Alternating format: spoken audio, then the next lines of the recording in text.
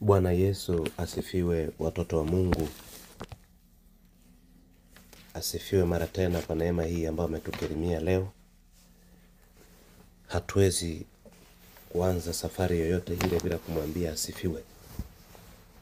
Tumtamkie maneno ya kusifu ili ambalo ametufanyia Mungu wetu. Kama unavyouona ubao wetu, somo la leo ambalo mimi naliita msiba mkubwa kwa kanisa la Magharibi. Msiba mkubwa kwa kanisa la Magharibi. Huo msiba umetoka wapi na nani kafa na ilikuweje afe na amekufa na miaka mingapi? Huenda unaweza kujiuliza ni wa familia gani, ameacha watoto wangapi? Tutakwenda kukujibu yote ambayo utahitaji, utayapata humu ndani. Lakini tuna msiba mkubwa kwa kanisa la Magharibi. Niache na fafanua kwanza hili kabla tujaondoka. Ninaposema kanisa la Magharibi, ninasema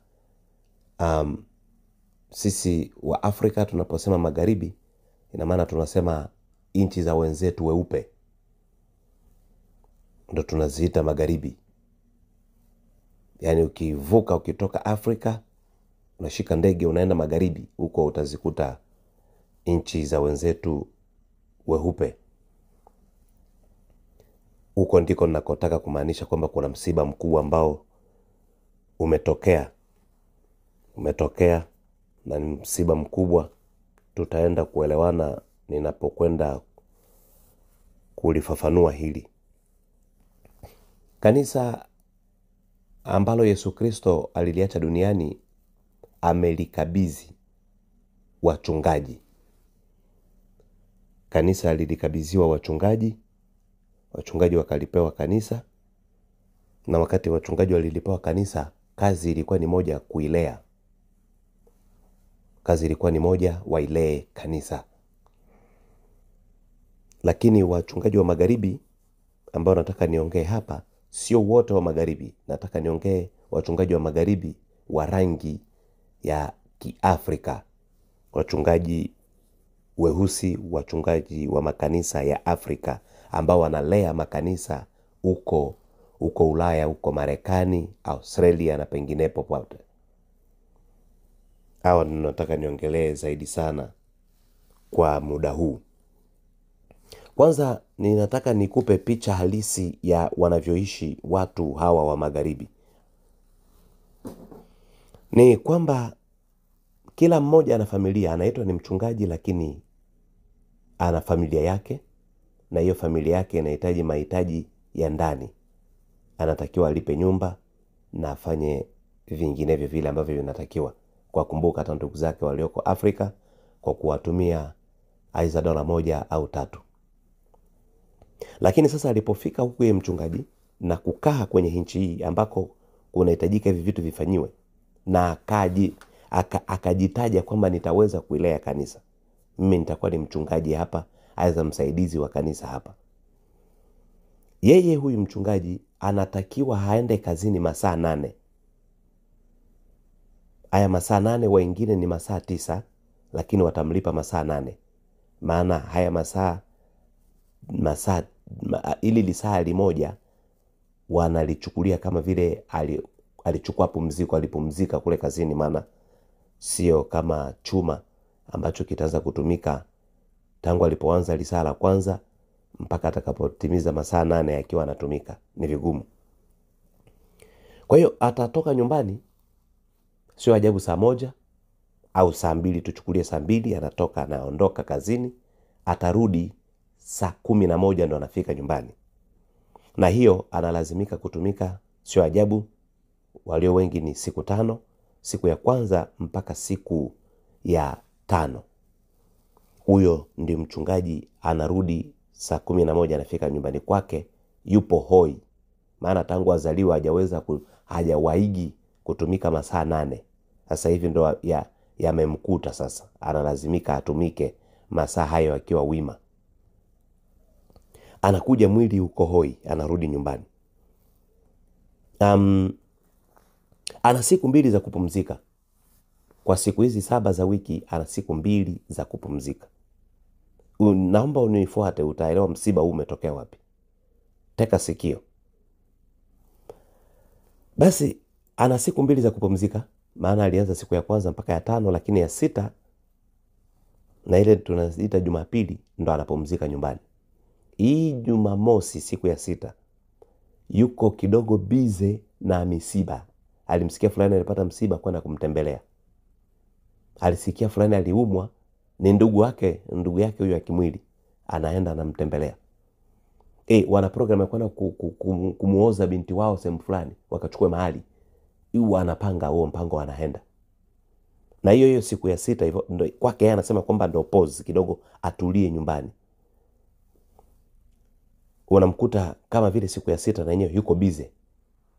Jumapili ni ibada kanisani. Inakuja ibada kanisani.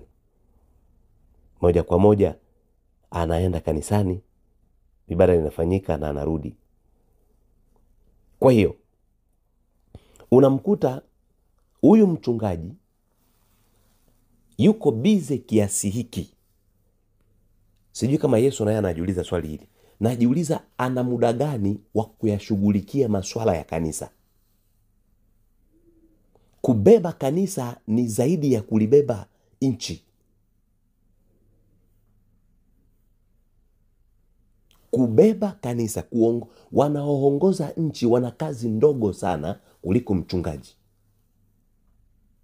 Sijui kama sote hii akili na wewe unayo, kama unaona hiyo picha, kama uliwahi kutafakari, kama uliwahi kufika kama hapa nilipofika mimi. Kulibeba kanisa sio jambo dogo. Ni kazi kubwa inayozidi rais wa nchi. Hakuna mtu mwenye kazi kubwa duniani kote kama mchungaji, endapo atasimama kama mchungaji. Labda awe kama farsere umoja hivi, labda asimame kama mtu mmoja anapita tu, ili mradi mumuite tu mchungaji. Lakini mchungaji huyu ambaye tutaenda kumsoma hapa, huyu ambaye amefariki, ili kanisa ambalo mchungaji wake aiza wachungaji wao wamefariki, utamsikia wana kazi kubwa kuliko kawaida. Kwa hiyo unakuja kukuta kitu gani ambacho tena nakupa kwanza picha ya kanisa la magharibi. Hawa watu walikuja Afrika, hawana jengo, kununua kanisa Marekani. Sitataja bei sehemu zote zile. Hebu chukulia tu mfano Marekani, kununua kanisa Marekani ni dola za Kimarekani 500,000 kupandisha. Hapo ndo unapata kama kachicha tu hivi. Lakini zingine zinaenda kwenye 1,000,000, 2,000,000 dola za Kimarekani, 2,000,000 na kuendelea. Wanaenda kuchukua mkopo benki, wananunua kanisa. Hawa watu wanaanza kuingia pale. Sisi wa Afrika tutaingilia hapa. Ndio wanalazimika kuwa wanalipa dola 3,000 mpaka 3,500 wengine, na wengine wanaweza kuenda juu, wengine chini kidogo. Kila mwezi wao wanalipa pesa walizokopa benki ili kununua hiyo kanisa. Sasa cha ajabu, kanisani sadaka wanazozitoa waumini wa kanisa la magharibi ni $1. Wakitoa sana ni $2. Hii ni statistic nakupa, na hawezi kukataa mtu yeyote, uwe Australia, uwe Canada, uwe Marekani, uwe Ulaya, huwezi kukataa hii ninakwambia. Maana uchukulie hesabu ya watu waliotoa sadaka kanisani, ama uchukulie sadaka kwa jumla iliyotolewa kanisani, jumla ya sadaka iliyotolewa kanisani, ugawe, ukamate moja kwa moja, ugawe kwa watu walioingia kanisani, utakuta sio ajabu walitoa chini ya $1.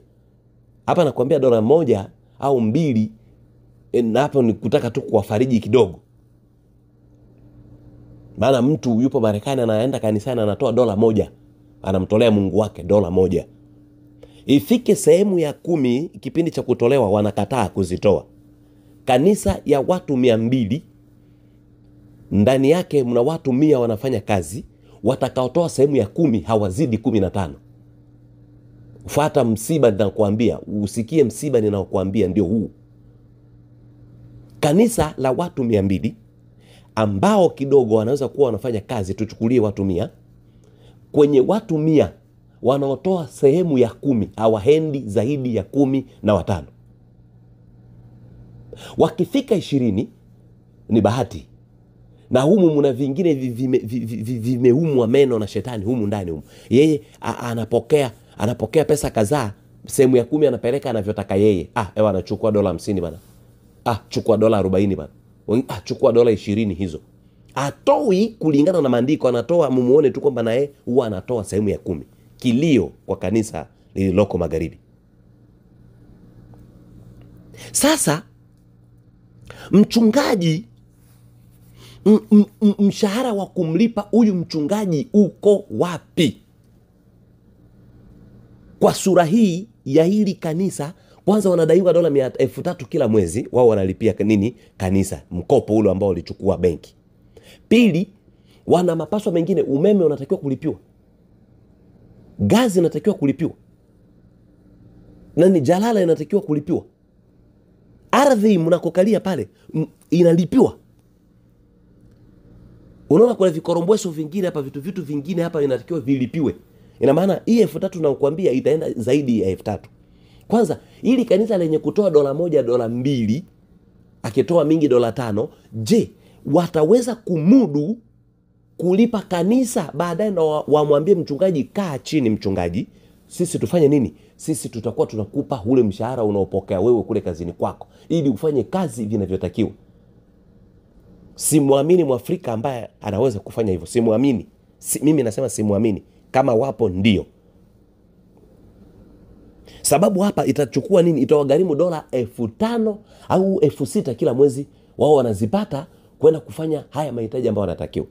Sababu kazi za nani za huku magharibi, walio wengi hizi za kawaida ni 2,000 na wanapokea kazini 2,000, 2,500, 3,000. Wale wenye nguvu, wale vijana ambao wana nguvu, wanatumika makazi yale magumu yale, na wanafika kwenye 4,000. Sasa mchungaji kama alikuwa anafanya kazi yake ya $2,000 au 2,500, utamwambieje aache kwenda kazini ili abaki analishughulikia tu kanisa tu? Huyu mtaelewana hamtaelewana?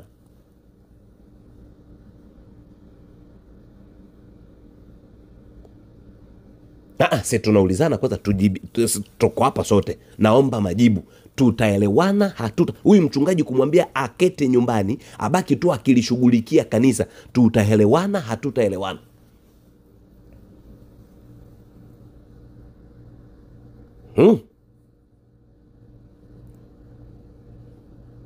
Huyu mchungaji tunayemsema hapa ambaye yuko busy kiasi hiki, masaa 8, masaa 9, afanye nini? Afanye kazi. Alafu anapoze tu siku ya 6 na siku ya Jumapili. Hii siku ya 6 hii anajaza vitu vilio na vingine na kuwatembelea nani, vinajaa humo. Huyu mchungaji, je, kondoo wake wanamfahamu? Mwa nyumbani kwa kondoo zake anapafahamu? Amna, tusidanganyane hapo. Anaweza kufahamu kwa yule aliyeweza kuumwa, ndo akasema fulani kaumwa sana, ngoja tu kuangalia, ndo akajua kwake. Lakini sasa kwani kunitembelea mpaka uniumwe? Sio kazi yako hiyo mchungaji kwamba nikiumwa tu ndo natakiwa kutembelea kondoo. Hapana. Natakiwa ujue wanakaa sehemu gani. Mchungaji anatakiwa kujua familia fulani ana mtoto fulani, anawaona na wanakutaga pale nyumbani.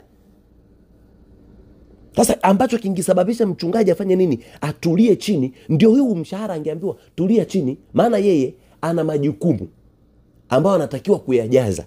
Sasa mchungaji nitakaeje chini kipindi hamna kitu hapo? Unajua kanisa la magharibi tulilolikuta huku la watu weupe ambao wapo, wao mchungaji wao wanamchukulia kama wewe kazi yako inabaki ni hii, kufanya kazi ya kanisa basi. Anaingia ofisini masaa 8, wanamhesabia yale masaa 8 yale pale kazini. Anaingia saa 2 kanisani, aisa saa 3 anaingia, kutoka pale saa 11. Unamkuta full tank yuko pale. Sasa hawa ambao mshahara utatoka wapi? Hizi $1, wengine sehemu ya 10 walikataa kulipa. Watatoa wapi mshahara wa kumpa mchungaji ili akae chini? Hebu ngoja twende kusoma Yohana, usiseme hatukusoma maandiko. Yohana 10:11. Inasemeje? Yohana 10:11 anasema hivi. Kuna kijana ambaye amefika haraka hapo kwa Yohana 10. Mimi nimeshafika. Acha. Mimi ndimi mchungaji mwema. Mchungaji mwema huutoa uhai wake kwa ajili ya kondoo. Wachungaji wana kazi. Mchungaji mwema huutoa mwili wake, maisha yake, aidha uhai kwa ajili ya kondoo zake. 12. Mtu wa mshahara wala si mchungaji, ambaye kondoo si mali yake, humuona mbwa mwitu anakuja, akawaacha kondoo na kukimbia, na mbwa mwitu huwakamata na kuwatawanya. Mko mnasikia hapa jamani? Sio mimi huyu, ni Yohana 10:11 ndio nimeanza, mwisho 10:12. Eti mtu wa mshahara wala si mchungaji, ambaye kondoo si mali yake, umuona mbwa mwitu na anakuja. Jamaa katimua zake akakimbia. Unamjua mbwa mwitu? Ndo njaha. Moja kati ya mbwa mwitu ni njaha. Mchungaji baada ya kuona njaha akakimbia teke, akaenda zake kuangalia njaa nitaizibeje. Kondoo kaacha na zitupia. Yesu anasema mchungaji kama huyu si mchungaji wake yeye. Maana dhamana ya kuibeba kanisa, Mungu kukuamini, kukupatishia kanisa, Mungu achukue kanisa lake alilolinunua kwa damu yake na kukukabidhi wewe, ulimiliki, ukae, ulilishe, ulilinde. Sio mchezo.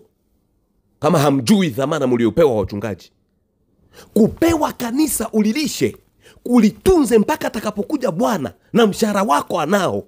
Sio kazi ndogo.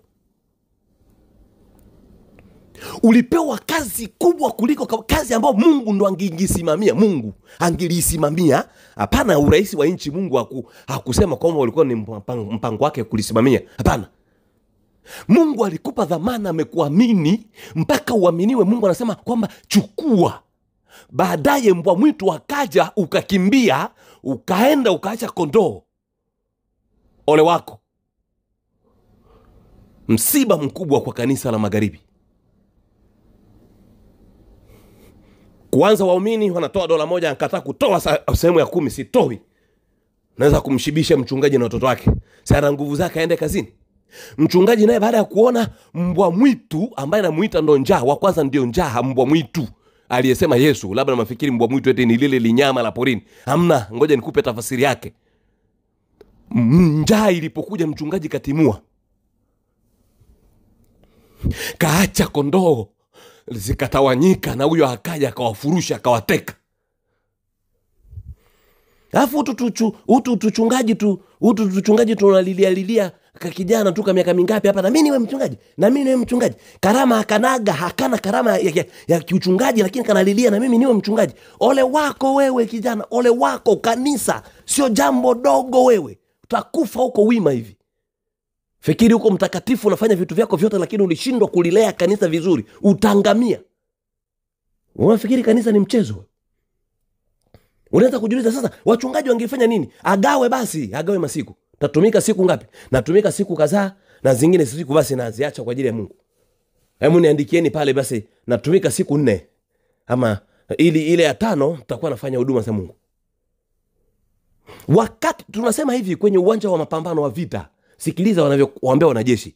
Sehemu ambako kunatoka maadui wanapiga sana, risasi zinatoka nyingi sana, ndio sehemu ambako na ninyi mnatakiwa kushambulia iliyo zaidi.